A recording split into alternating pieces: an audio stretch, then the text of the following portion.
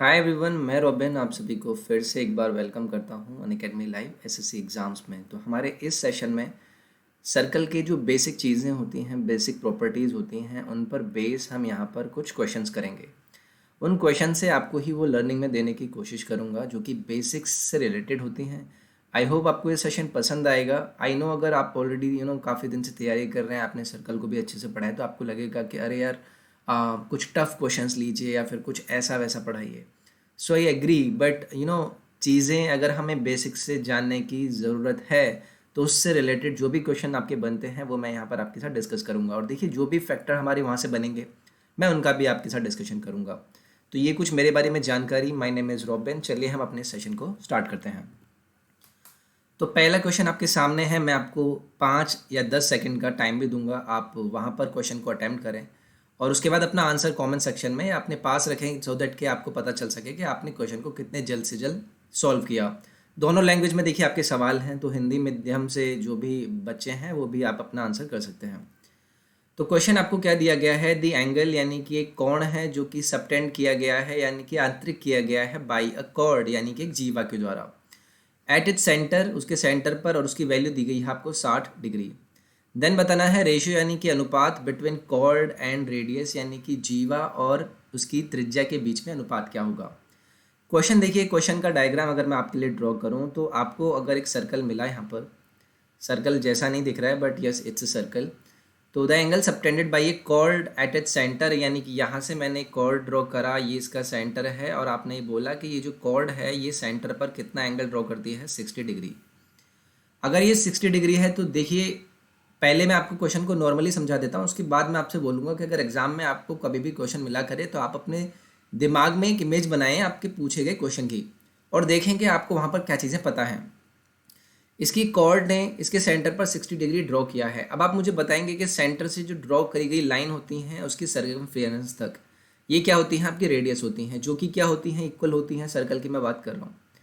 अगर ये angle 60 degree है तो आपको पता है जब किसी हम समद्विबाहु यानी कि आइसोसेलेस ट्राइंगल में बात करते हैं तो ये वाले दोनों एंगल क्या हो जाते हैं? इक्वल हो जाते हैं, यानी कि ये अगर एक्स है तो ये भी एक्स होगा। एक 60 है, बाकी दो का सम कितना होगा? 120 होगा, और उसका हाफ भी कितना देगा? एक्स की वैल्यू आपको 60। अगर इस ट्राइंगल का हर एंगल क्या है? आपका 60 है, तो ये वाला साइड, ये वाला साइड और ये वाला साइड भी क्या हो जाएंगे? आपके इक्वल। यानी कि अगर जीवा की वैल्यू ए है तो रेडियस की भी वैल्यू आपकी ए रही।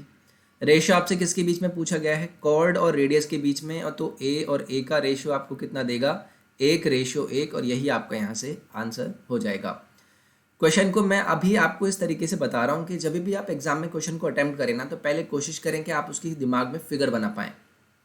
आपको ये सब करने की ज़रूरत ही नहीं थी, आपको दिमाग में सोचना है कि अरे यार कॉर्ड की बात करी गई है, सेंटर पर 60 बना रहा है, इतना मैंने इमेजिन कर लिया। अगर 60 है तो बाकी जो साइड होंगी वो रेडियस होंगी, रेडियस है तो ये वाले दो एंगल आपके बराबर होंगे, बराबर होंगे तो 120 के हाफ होंगे। 120 के हाफ क्यों? क्योंकि एक एंगल अगर 60 हो गया, बचे 120, और उसका हाफ आपको बाकी दो एंगल यानी कि 60-60 मिल जाएंगे। अगर तीनों 60 हैं तो रेडियस भी आपका इक्वल हो गया, और उसके बाद कॉर्ड भी उसी लेंथ की होगी। रेशियो कितना हो गया? 1:1 हो गया।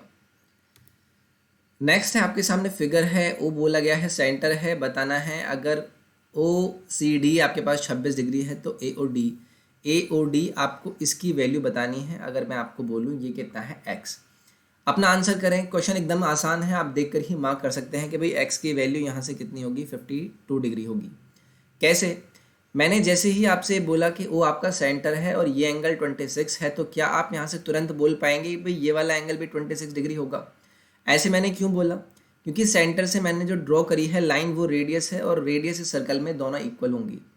अगर आपको पता है कि समद्विबाहु त्रिभुज है, वहाँ पर ये वाले दोनों एंगल आपके क्या हो जाएंगे? इक्वल हो जाएंगे, यानी कि ये भी 26 होगा, ये भी 26 होगा। अब किसी त्रिभुज के बाह्य कोण यानी कि इस वाली साइड से बढ़ाते हुए जो कोण होता है वो ऑपोजिट दो एंगल के सम के इक्वल होता है, ये भी एक प्रॉपर्टी होती है।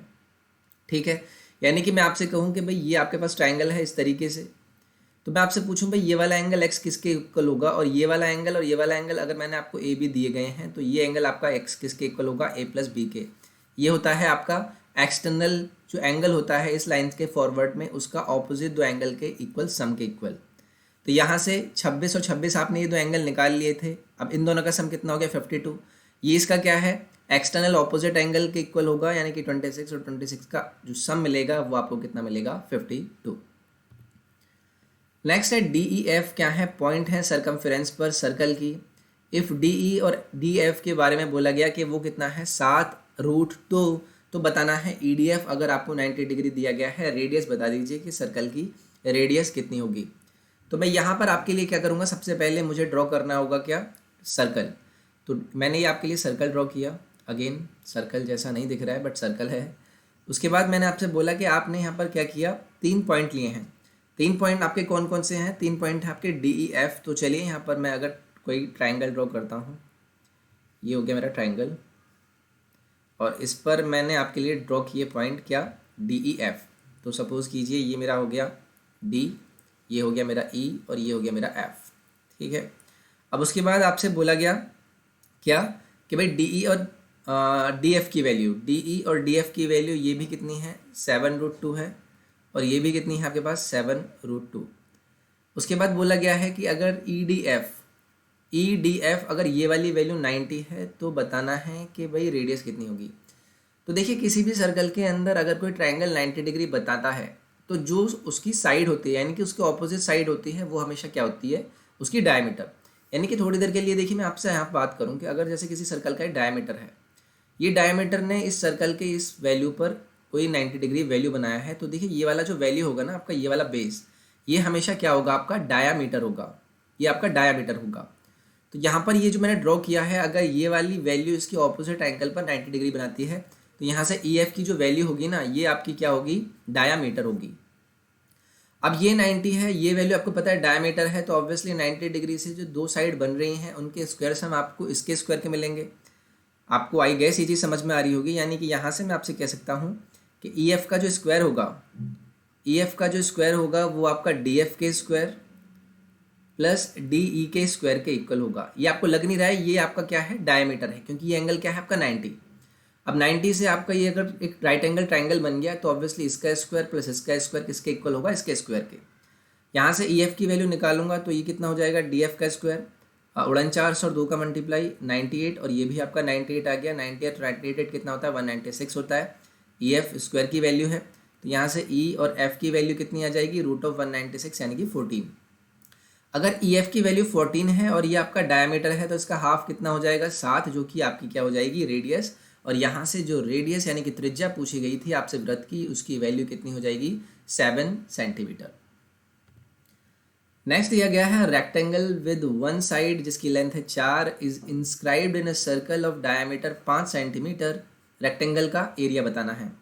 तो आपके लिए मैं यहाँ से क्या करूँगा, एक सर्कल ड्रॉ कर लेता हूँ पहले। उसके बाद मैंने इसमें क्या किया, एक रेक्टेंगल ड्रॉ किया। ये हो गया आपका रेक्टेंगल।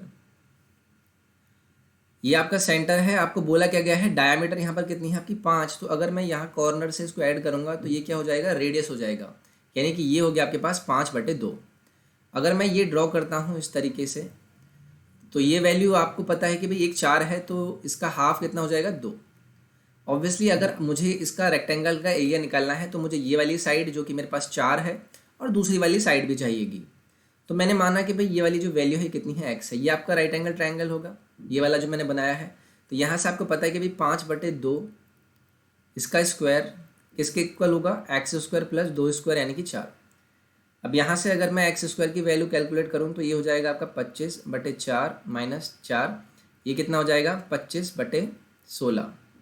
16 नहीं सॉरी, ये हो जाएगा कितना, 9/4।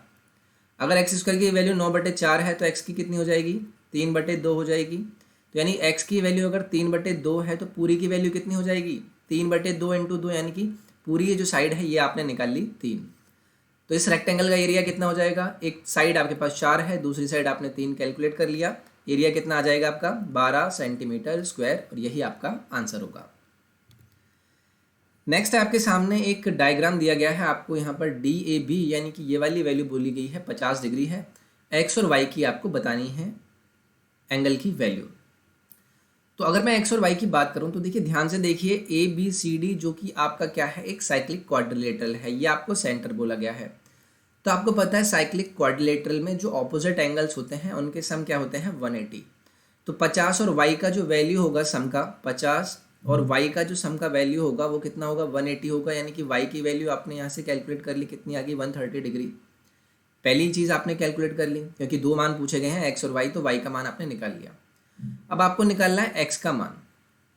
तो आप एक चीज़ यहाँ से ऑब्जर्व करिए कि भाई ये आपका बोला गया है क्या, सेंटर। इस सेंटर से ये वाली जो लेंथ है, ये वाली लेंथ इस लेंथ के इक्वल होगी क्योंकि दोनों ही क्या है, रेडियस है। और अब बन गया क्या है, ये आपका आइसोसेलेस ट्रायंगल यानी कि समद्विबाहु त्रिभुज। तो ये वाला भी एंगल कितना हो जाएगा, 50 डिग्री हो जाएगा। अगर ये एंगल 50 है, ये एंगल 50 है, तो इनका एक्सटर्नल एंगल यानी कि इस वाले ट्रायंगल का एक्सटर्नल ऑपोजिट एंगल जो कि x है, उसकी वैल्यू क्या होगी, मैंने आपसे पहले क्वेश्चन में भी, दूसरे क्वेश्चन में भी डिस्कस किया था। ये हमेशा होती है इसके जो अंदर ट्राइंगल है उनके ऑपोजिट एंगल्स के सम की, यानी कि 50 और 50 का सम कितना देगा आपको, x की वैल्यू 100 डिग्री। अगर ये चीज़ आपको यहाँ से क्लियर है तो क्वेश्चन में आपका कुछ नहीं बचा, आपने x भी कैलकुलेट कर लिया और आपने y भी, और यही आपसे पूछा गया था। तो देखिए 5 बेसिक क्वेश्चन मैंने आपके साथ यहाँ पर डिस्कस किए। मैंने नाम इस सेशन को बेसिक ऑफ ट्राइंगल ही बोला, आई मीन सर्कल ही बोला। तो बेसिक प्रॉपर्टीज़ जो आपकी सर्कल से बनती हैं, जैसे हम क्वेश्चन आपको एग्जाम में मिलते हैं, वो आपके यहाँ पर मैंने डिस्कस की। आई होप आपको इस सेशन फ़ायदेमंद लगा होगा। अगर आपको ये फ़ायदेमंद लगा तो बस अपना लाइक दीजिए, शेयर कर सकते हैं आप अपने फ्रेंड के साथ। डू सब्सक्राइब द चैनल और टेलीग्राम और इंस्टाग्राम पेज को जरूर फॉलो करें, अनअकैडमी लाइव SSC एग्ज़ाम्स को। तो डिस्क्रिप्शन में आपको इन सभी के लिंक दिए गए हैं। मैं आपसे नेक्स्ट पार्ट में मिलूंगा। अपना ख्याल रखिए, टेक केयर, बाय बाय।